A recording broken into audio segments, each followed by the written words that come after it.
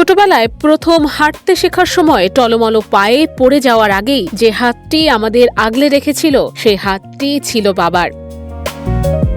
খেলতে গিয়ে হোঁচট খাওয়া, সাইকেল থেকে পড়ে যাওয়া কিংবা জীবনের প্রথম ব্যর্থতায় চোখ ভিজে ওঠা, প্রতিটি মুহূর্তে নীরবে শক্তির দেয়াল হয়ে যিনি পাশে দাঁড়িয়েছিলেন তিনি বাবা। আমাদের সাফল্যে সবচেয়ে বেশি গর্বিত হন যিনি, অথচ ব্যর্থতার দায়টাও নিজের কাঁধে তুলে নেন যিনি, তিনি বাবা।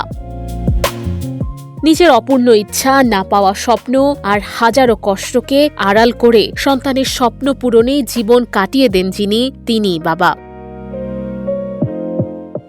অদ্ভুত এক মানুষ হন এই বাবারা। তারা নিজের জন্য খুব বেশি কিছু চান না, কিন্তু সন্তানের জন্য চান পুরো পৃথিবী। নিজের ক্লান্তি, দুশ্চিন্তা কিংবা চোখের জল কাউকে দেখান না, শুধু নিশ্চিত করতে চান তার পরিবার যেন ভালো থাকে, তার সন্তান যেন মাথা উঁচু করে বাঁচতে পারে।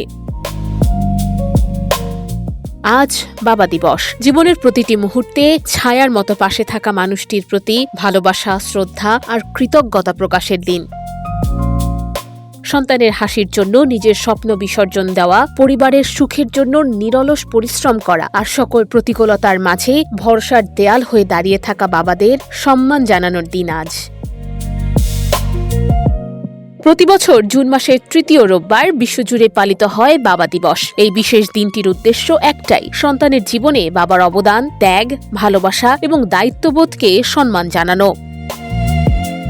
যদিও একজন বাবার ভালোবাসা কোনো একটি দিনের মধ্যে সীমাবদ্ধ নয়, তবুও এই দিনটি যেন আমাদের মনে করিয়ে দেয় জীবনের ব্যস্ততায় আমরা অনেক সময় সেই মানুষটিকেই ধন্যবাদ বলতে ভুলে যাই যার কাঁধে ভর করেই বড় হয়ে উঠেছি। জীবনের প্রথম সুপারহিরো, প্রথম ভরসা, প্রথম অনুপ্রেরণা এবং সবচেয়ে নিরাপদ আশ্রয়ের নাম বাবা। তাই আজকের এই দিনে পৃথিবীর সব বাবার প্রতি রইল গভীর শ্রদ্ধা ও ভালোবাসা।